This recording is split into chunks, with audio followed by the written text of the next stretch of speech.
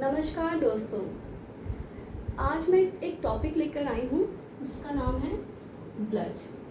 So what is blood? Blood is what? Blood is a fluid connective tissue. Blood is what? Blood एक तरह से क्या है? एक फ्लूइड कनेक्टिव टिश्यू है। फ्लूइड का मतलब क्या होता है?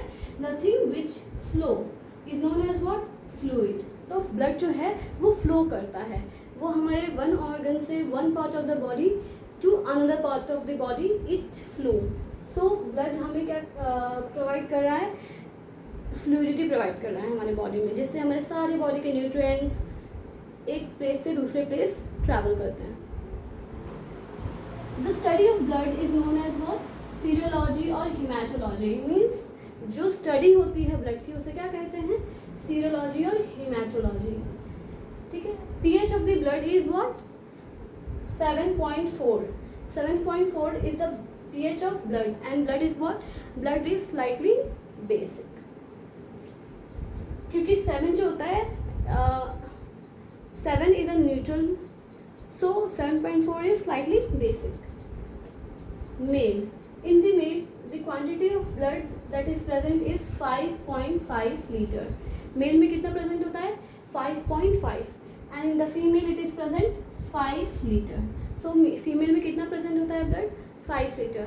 सो अमाउंट ऑफ ब्लड जो कि ज़्यादा है वो किस में है? मेल में एज कम्पेयर टू फीमेल। क्यों?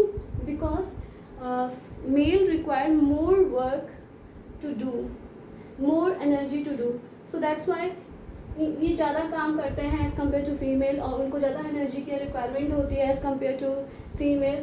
सो मेल में जो होता है ब्लड की क्वांटिटी ज़्यादा होती है। Function of blood.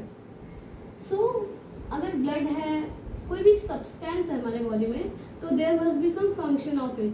So function of blood is that it control the body temperature.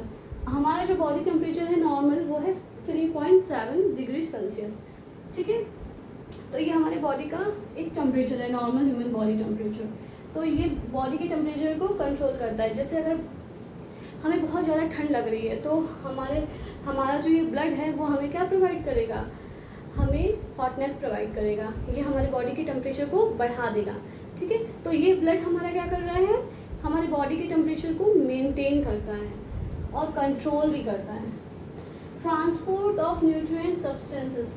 Nutrient substances जैसे प्रोटीन्स हो गए, कार्बोहाइड्रेट्स होते हैं, इनका ट्रांसपोर्ट करना ताकि हमारे एक एक सेल तक न्यूट्रिएंट्स और प्रोटीन्स सारी चीज़ें मिल जाएं, इसीलिए ये ट्रैवल करता है। और एज वेल एज यहाँ पे हमारा ऑक्सीजन और CO2 का भी ट्रैवल होता है, जिससे हमारे हर एक एक सेल को ऑक्सीजन मिलता है, एंड CO2 वो उन सेल से लेके कहाँ पे पहुँचाता है? लंग्स के पास। And lungs, through lungs we expire, जो हम लोग क्या करते हैं? एक्सहेल करके हम लोग CO2 बाहर करते हैं और ऑक्सीजन इनहेल करके, एंड आफ्टर दैट वो हमारे कहाँ ट्रैवल करता है? वो हमारे ब्लड से हमारे बॉडी में ट्रैवल करता है।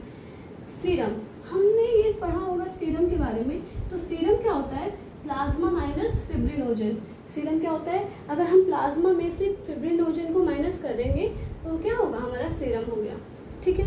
तो आज हमने क्या पढ़ा कि ब्लड क्या होता है, ब्लड का स्टडी क्या कहलाता है, और ब्लड के फंक्शंस क्या क्या होते हैं। ठीक है। In the next chapter, next class we will study about what are the components of blood. Okay. और हम लोग और डिटेल में और अच्छे से समझेंगे। तब तक के लिए नमस्कार।